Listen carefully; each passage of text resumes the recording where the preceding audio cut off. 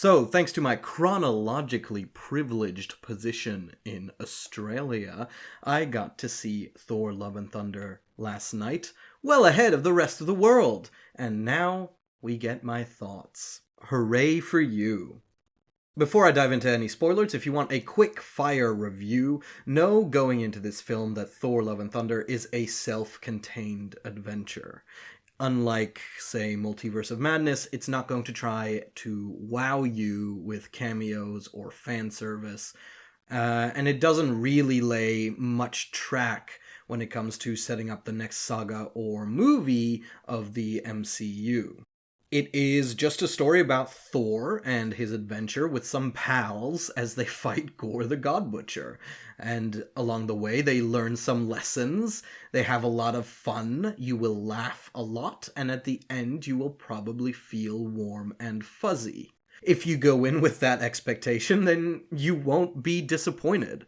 I think that's the main reason I'd say I really enjoyed the film overall, is I did some research beforehand with reviews and really tempered my expectations.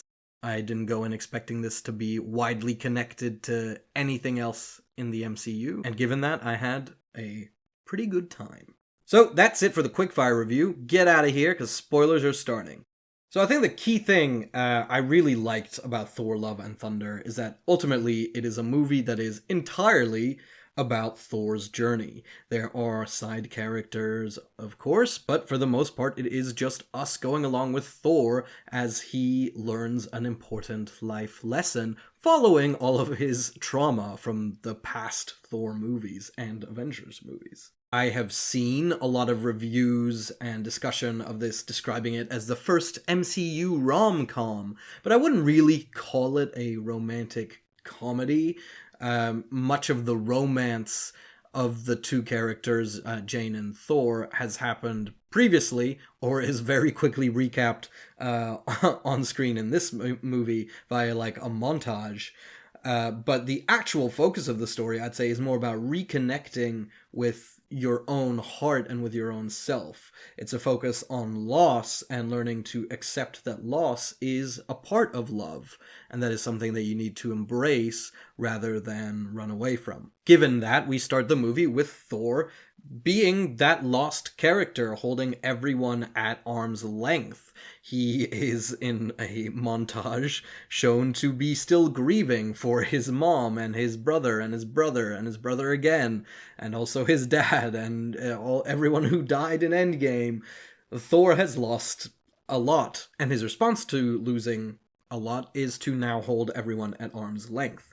And we see this in his relationship with the Guardians of the Galaxy, in that even though he has clearly been with them for quite a while, he sits apart from them. He just goes off to the side and waits for them to call him in, and when they call him in, he goes and solos all of the bad guys and comes flying back in and is like, "Great job, team."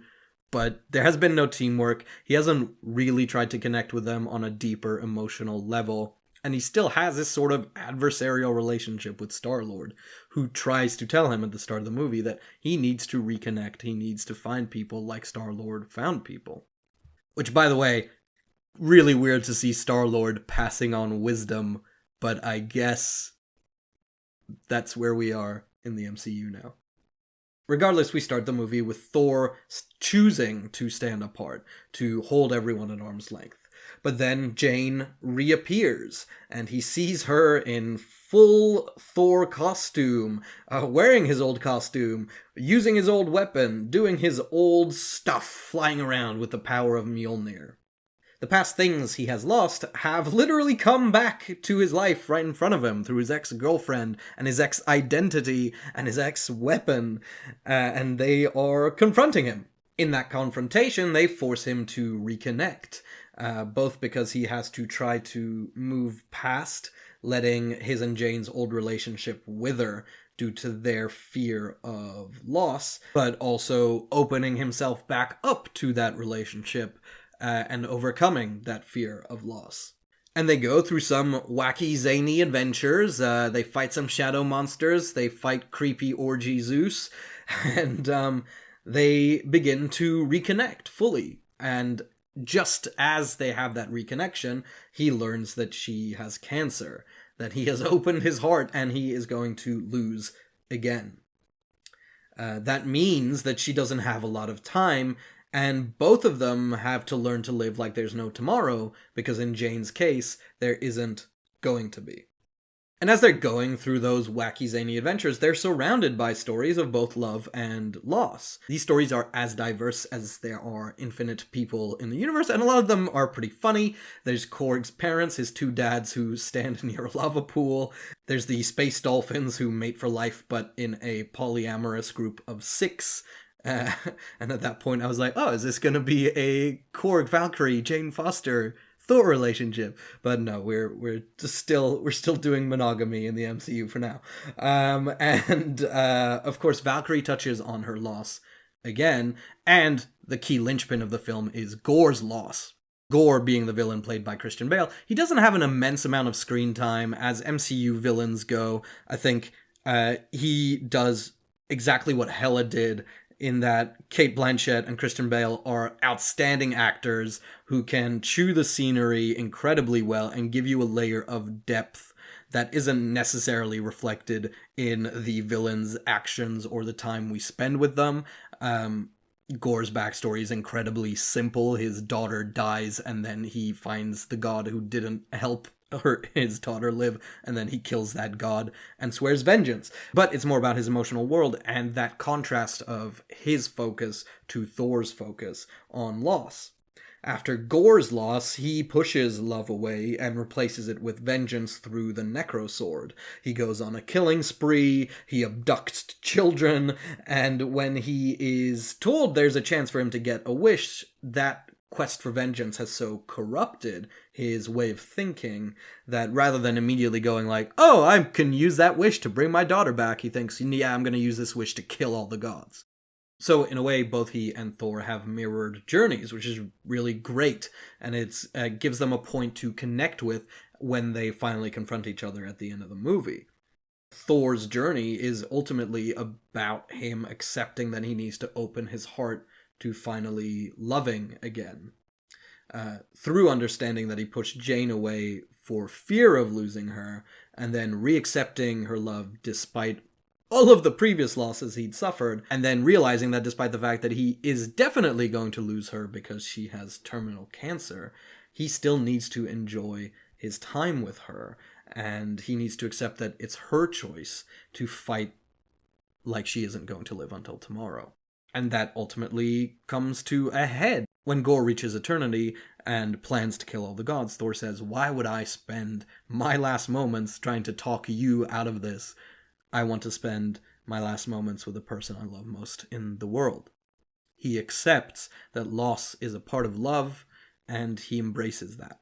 In doing so, he as an individual proves Gore wrong. There is one god who does fight for his people and does fight for love. He makes an incredibly human decision, and as Gore sees this in front of him, it causes him to have his own realization. In seeing that love, that universal connection between Jane and Thor, Gore sees the obvious that his pains...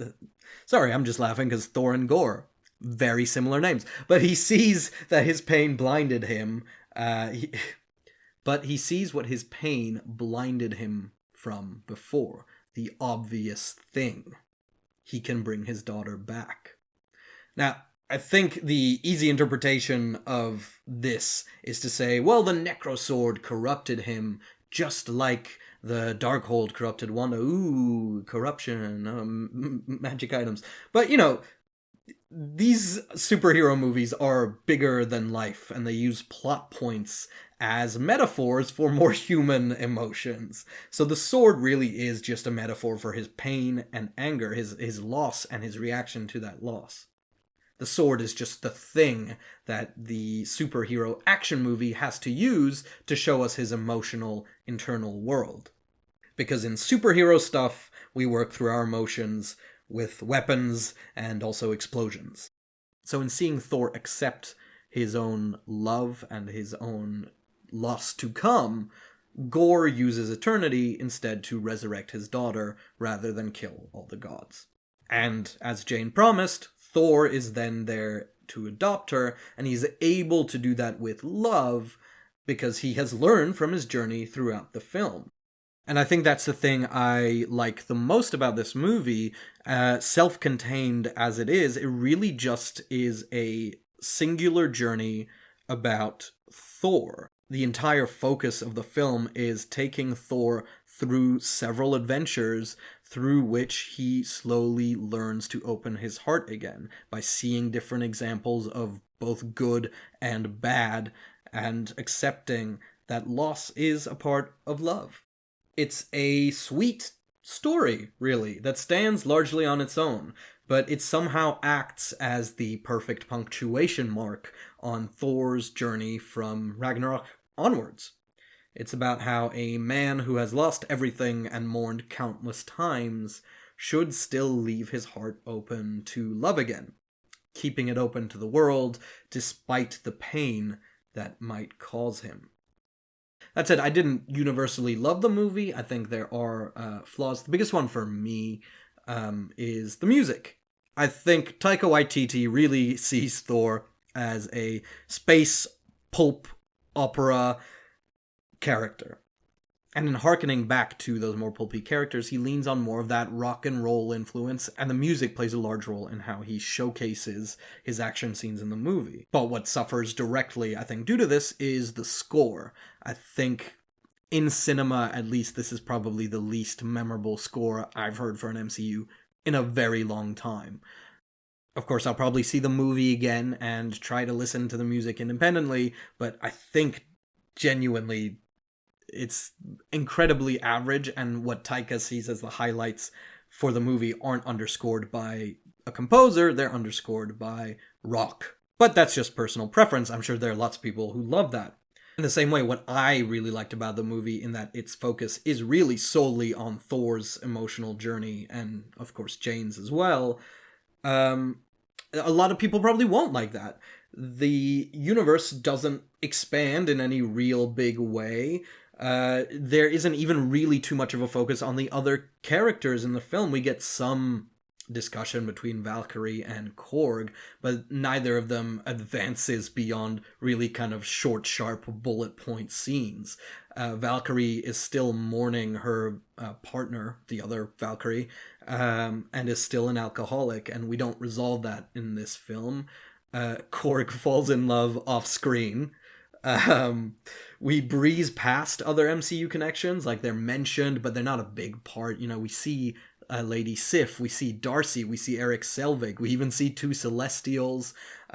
We get a reference to Ra, who is directly connected to Moon Knight, but all of these things are touched on incredibly briefly and then moved on because they're not relevant to the journey Thor is going on. It's more just flavor for this MCU that Thor is living in. Now, I didn't mind that. In fact, I quite liked it. I think that makes this movie incredibly different because it doesn't, pause for applause when John Krasinski appears on screen. But I know there are a lot of people who love the world-building aspect of the MCU, and they will probably be let down by this film because it kind of forsakes a lot of that. All that to say, I really, really enjoy this movie. I think it's a very fun, pulpy character journey for Thor. And I really, really had a good time with it. I think overall of the Phase 4 movies, it's probably up there for me in just having a good time. There are others that maybe had more of kind of interesting implications for the world building of the MCU. But in terms of a singular story, I think this and Shang-Chi are kind of up there. Plus, we get Roy Kent from Ted Lasso as Hercules. So even if the entire rest of the movie had been awful, that end credits scene would have been worth it.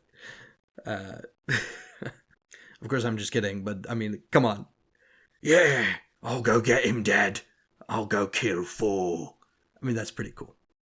All that said, Phase 4 continuing to do different things, which I think ultimately is good, even if the results are more polarizing and some people go see the movies and leave them disappointed.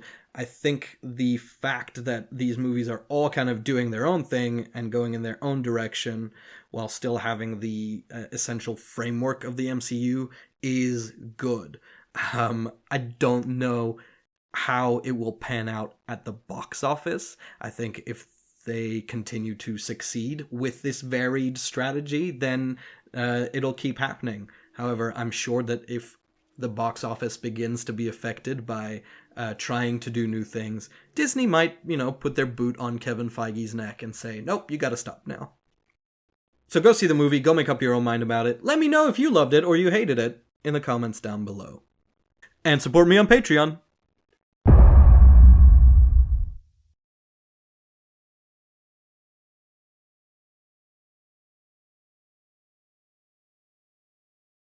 So this is the first in a new type of video I want to make. I think my focus on video essays has kind of limited how much content I can make because it takes a long time to script them and then even more time to edit them.